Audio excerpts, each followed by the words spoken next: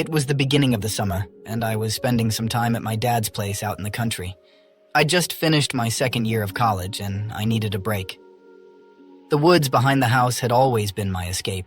Quiet, peaceful, a place to clear my head. This day started like any other. I had no idea how much everything would change by the end of it. My stepmom, Clara, was 59, but you wouldn't think it by looking at her. She was sharp, independent, and had this way of commanding attention without even trying. She married my dad a few years back, after he lost my mom, and while they seemed happy, there was always this weird distance between us. It wasn't that we didn't get along, but there was something about her, something I couldn't quite put my finger on. I'd gotten up early that morning to go for a hike. The sun was warm, and the woods were alive with the sounds of birds and rustling leaves. It was perfect. I walked deeper into the woods, following the familiar trail until I reached a small clearing where I liked to sit and think. That's when I heard footsteps behind me. I turned around, surprised to see Claire standing there, her hands in her pockets, a small smile on her face. "Mind if I join you?" she asked, her voice softer than usual.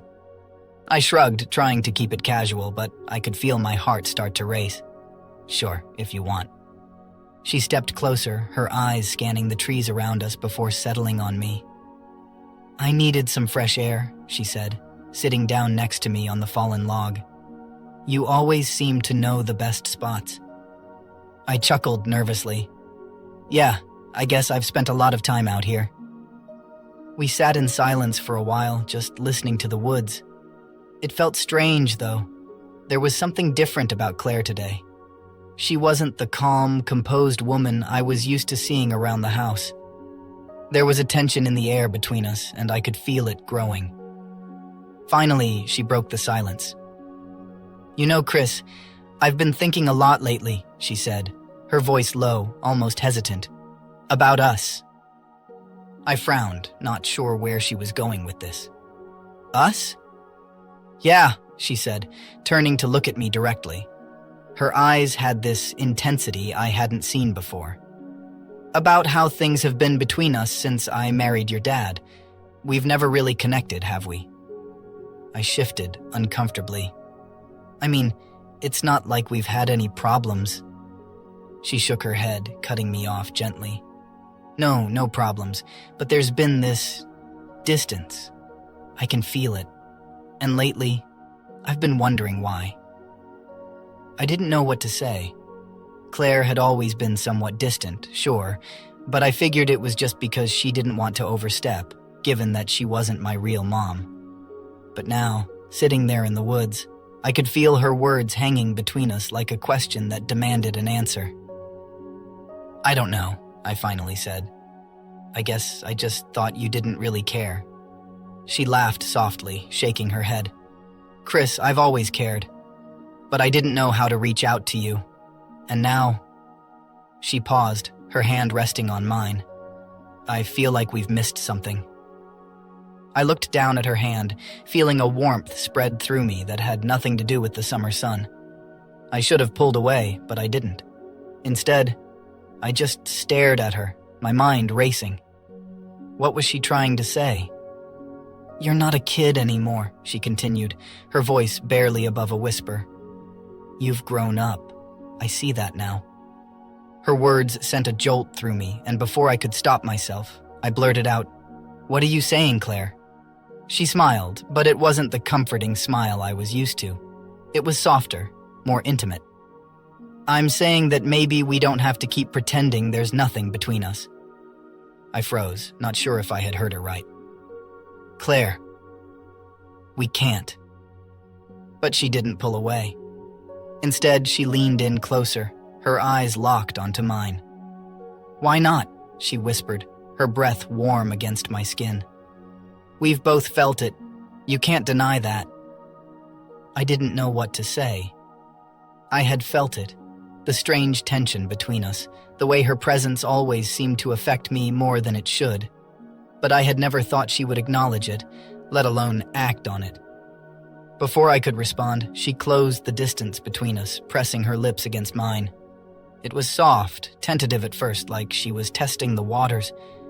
But then, as I kissed her back, it deepened, becoming something more urgent, more real. Everything else faded away, the trees, the birds, even the guilt. It was just me and Claire, caught up in a moment that felt both wrong and inevitable. Her hands moved to my face, pulling me closer, and I found myself responding without thinking, without questioning what this meant. When we finally broke apart, we were both breathless, our foreheads resting against each other. "We can't keep doing this," I said, my voice shaky. She smiled again, but this time there was a sadness in her eyes. "I know," she whispered, "but I also know we can't ignore it anymore." I nodded, my mind still spinning. I didn't know what the future held, or how we were supposed to navigate this new reality. But I did know one thing. I wasn't going to pretend this hadn't happened. "We'll figure it out," I said quietly. She stood up slowly, brushing the dirt off her dress, her expression more composed now. "We'll take it one step at a time. But we need to be careful, Chris." I nodded. "Yeah, we will." As we walked back through the woods, the air between us was charged with something new, something that neither of us had expected but couldn't deny. There was no turning back now. Whatever came next, we would face it together. For now, though, it was enough to know that we had finally acknowledged what had been simmering beneath the surface. We didn't have all the answers, but we had time. And for the first time, we had each other. As we made our way back toward the house, the woods seemed to close in around us, shielding us from the outside world. Everything felt more intense. The sounds of the birds, the breeze rustling the leaves, and the tension between Claire and me. My mind was still reeling from what had just happened, but somehow it didn't feel wrong. It felt inevitable. When we reached the edge of the woods, Claire paused and turned to me, her face calm but her eyes still holding that intensity. "Chris," she said softly, "we can't let this get out of control." I nodded, understanding what she meant. "I know. I don't want to mess things up, for you or for Dad." She smiled faintly, reaching out to touch my arm. "It's complicated, but we need to figure out how to handle it, slowly. We don't have to make any decisions right now, but we need to be careful." There was a weight to her words, but I also sensed a mutual understanding. Neither of us had planned for this to happen, but now that it had, there was no point in pretending we could go back to the way things were. We both knew that ignoring it would only make things worse. "I'll follow your lead," I said quietly, my heart still racing. "We'll take it one step at a time." Claire nodded, her eyes softening. "That's all we can do." She took a deep breath and gave me a small, reassuring smile. "But for now, let's just keep this between us, okay? Your dad doesn't need to know anything until we figure things out." "Of course," I replied, my voice steady. "It's our secret." We stood there for a moment longer, the sounds of the woods fading into the background as we looked at each other. The intensity of the kiss lingered in the air, but there was something else too. Something calmer, more grounded. We were no longer just two people tiptoeing around an unspoken connection. Now, we both knew where we stood, even if we didn't have all the answers. Finally, Claire broke the moment, turning toward the house. "We should head back," she said, her tone lighter now. "Your dad will wonder where we've been." As we walked together, side by side, the tension between us began to ease. Claire seemed more at peace now, and I felt a strange sense of relief wash over me. There were still questions, so many questions, but for the first time, I wasn't afraid of what might come next. When we reached the house, my dad was in the kitchen, cooking dinner.